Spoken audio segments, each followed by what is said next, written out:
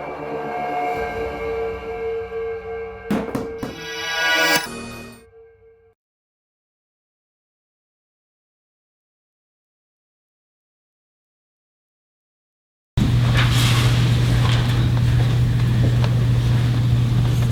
Honor, I'd like to call Al Brandano next. Okay. Mr. Brandano?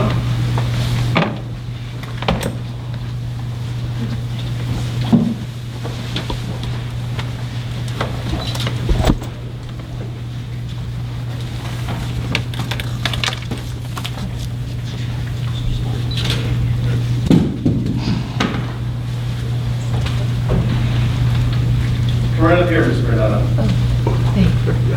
Raise your right hand. You swear the testimony about you in this court will be the truth, the whole truth, and nothing but the truth, and the same as that of the perjury. That is right. Okay, please have a seat and state and spell your last name into the microphone. Thank you. My name is Al Brandano, B-R-A-N-D-A-N-O. I live at 2 West School Road in Kensington, New Hampshire. Al, how long have you lived at that address? 35 years, sir. Thank you. What is your interest in this case?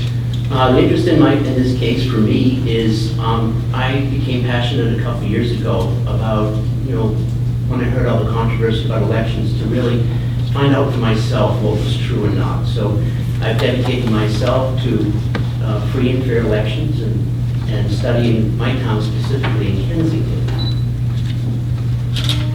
Thank you. The reason I asked you to testify is because I learned that you witnessed certain testing at AccuVote Sisters. Am I correct in saying that? That is correct. The The reason this witness testimony is listed is because it goes to the process and the procedure used throughout the state, including the town of Auburn. Forensic audit, same questions. Forensic audit, page 7.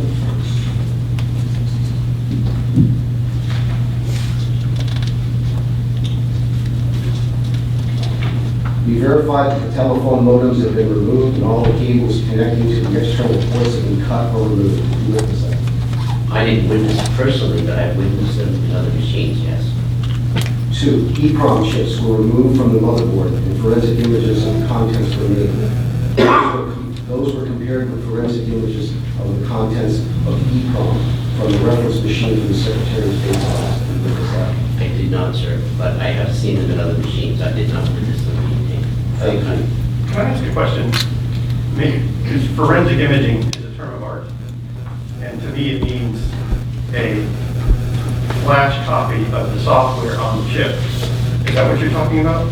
I'm not an expert, Or so are you talking about a picture of the chip? a picture of the chip. Imaging, okay. From what was explained to me is that the chip was removed from the board, photographed, and then reinserted, and the protocol necessary to do that wasn't followed. Okay. So we're getting to the heart of safety issues here, that there's a repetitive pattern where these things have been altered and continue to be used with no follow-up.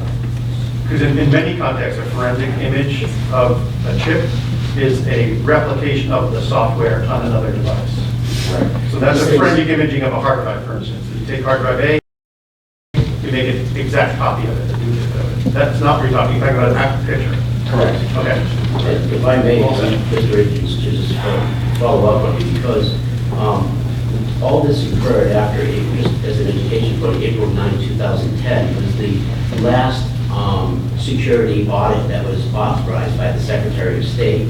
And I have it here. I'll show you. The documents themselves tell them what to cut and what not to cut. It's very explicit in April 9, 2010 for every machine in New Hampshire. So if you'd like this, I'd be happy to present it to you. Thank you. Count that as Exhibit B. I'd have to give the other side a chance to Let me look get it at for it you. first. That's okay, Your Honor. Show the statement. Sure. You can approach, so you can stay right there. Mr. Richards, just grab it. This is the motherboard with those serial numbers. And this is the actual April 9, 2010 form approved by the Secretary of State for all machines to be cut. So, can I give you one? They have to have a copy of it. I'll take the original. All I have is 2, sir.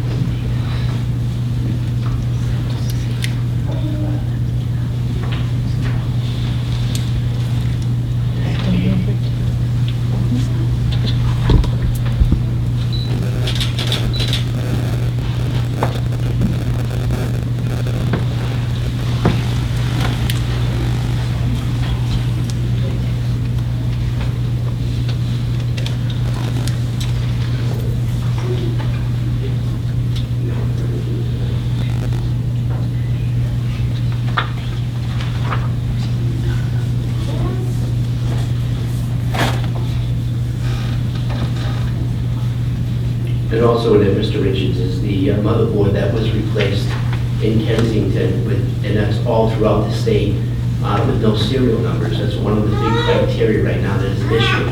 We're replacing parts, and under RSA 65641, it says a machine. There's no question. They're looking at the Oh, I'm exhibit, sorry. so let them pay attention to that, and then when he asks a question, you can answer. Okay.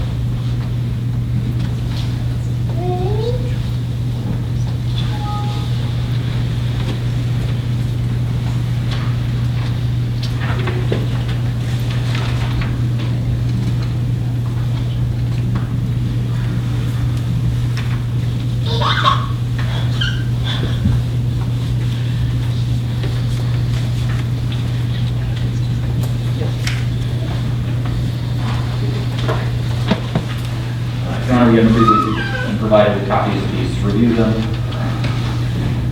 It appears from the questions and witness testimony that 2 pages of this stapled packet are relevant to the question and testimony requested. Those would be the 3rd and 4th pages of this packet. There's no foundation for the remaining. The state does not believe that they're relevant for introduction in today's hearing. Okay. Well, I have no idea what they are, how he's described it, so. Sir, do you want to just edit those 2 pages that he's talking about? They're objecting to the rest of it, so if you,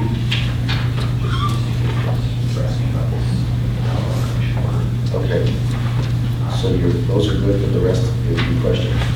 Yes, the documents that are relevant to this will be updating what's represented in the partnership for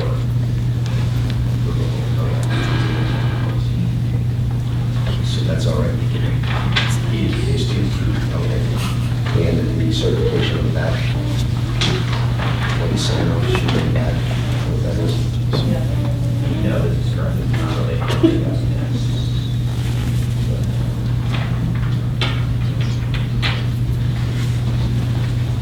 The question you asked me was, am I willing to accept the 2 that you're consenting to? Is that what the question is? yes. Yeah, I'll concede to it's just admission of whatever evidence I can get out. And Your Honor, just to clarify, that would be pages 2 and 3. We could separate those to be able to identify them.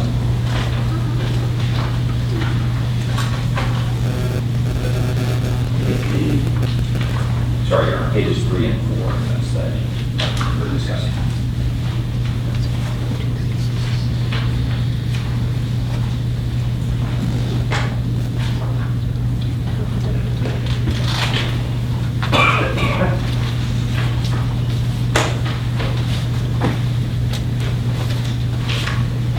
Nothing like trying to do that in a room full of people looking at you. 3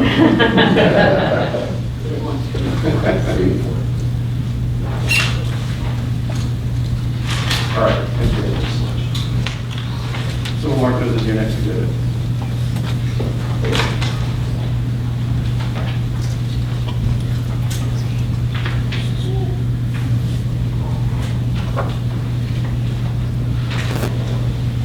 All right, next question, sir.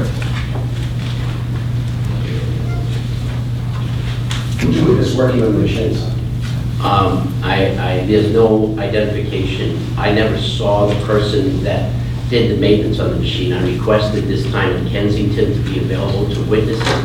However, the maintenance had already occurred before that, so I did not see the maintenance person in this specific request to do the maintenance or observe the maintenance. It was my request, my 91 request that was part of that document was they had already done the maintenance and I did not see it. Did you discover anywhere in your inquiry with Kensington whether anyone working on these machines at all is certified or qualified? One of the criteria that I have already been in an investigation with the Department of Justice in Kensington. There is one that we have resolved. The second one, I believe, is ongoing. I can't speak to that. But the first case specifically, the challenge for us was there was approximately 25 pages of activity logs witnessed that there was no witness by the person who did the maintenance. The Department of Justice found that there was error from the secretary, from the town clerk and the moderator, and corrective action was taken in that investigation. The problem throughout the state is about 22 towns that we've identified that have no witnessing of who's doing the maintenance, or their names readable, or any identification, company ID or anything else. And that's prevalent throughout the activity logs, both the canvas bag, the microchip, and the counting device. Thank you. Those are all the questions I have for you. Thank you, sir.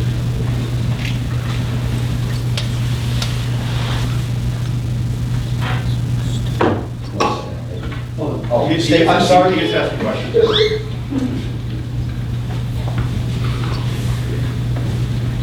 Good afternoon, Mr. Brandano. Thanks. Just a couple questions. You just mentioned that you weren't able to discern the signature on either maintenance or activity log. Is that correct? Is that your testimony? In the prior investigation, remember, we came to your office back in, I believe it was February last year, with the first investigation in regards to activity logs with 3 other gentlemen. And I had spoken with you during that time. Yes, I was just asking about your testimony just a couple minutes ago, Yeah. relating to your review, and you mentioned that the signature might have been illegible. Did I hear you correctly on that? What I'm saying is the history in Kensington and about 22 other towns that I could provide information and evidence to you on, the activity logs for maintenance. So when they do any maintenance on a machine, they open it. There's an activity log, and those activity logs are supposed to have a signature of the maintenance person. Those signatures are either missing, they're supposed to be witnessed by 2 other people, either not the right witnesses, or you cannot read the name of the person or any identification of the person who does the maintenance. So on the activity logs you're discussing, That is correct. and the point you just made relating to the activity or maintenance log being signed, but you as an individual here not being able to make out the name of the person who signed it, that doesn't mean that maintenance wasn't conducted.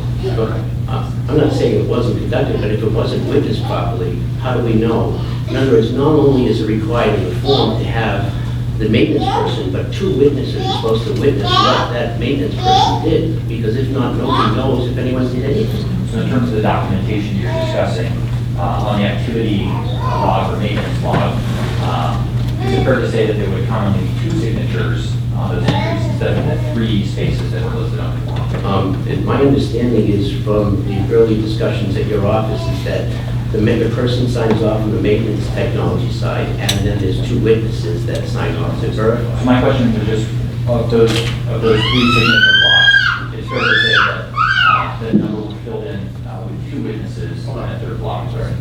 I'm sorry, man. You have to try to keep them a little quiet, so it's not distracting. It's just not fair to the lawyers that are trying to pay attention. I'm sorry. Don't get me wrong, I love kids. I have them myself. I understand, yeah. All right, thank you very much. I'm not sure. I understand. I had a picture of it. Have you reviewed, or do you have personal knowledge of the activity logs in Auburn? I do not, sir. All right. No further questions for this witness, Your Honor. Can this witness sit down? Yes, sir. All right. Thank you, sir.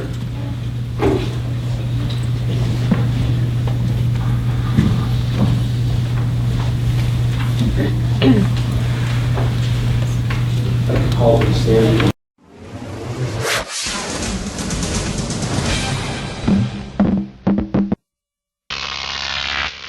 Croc TV.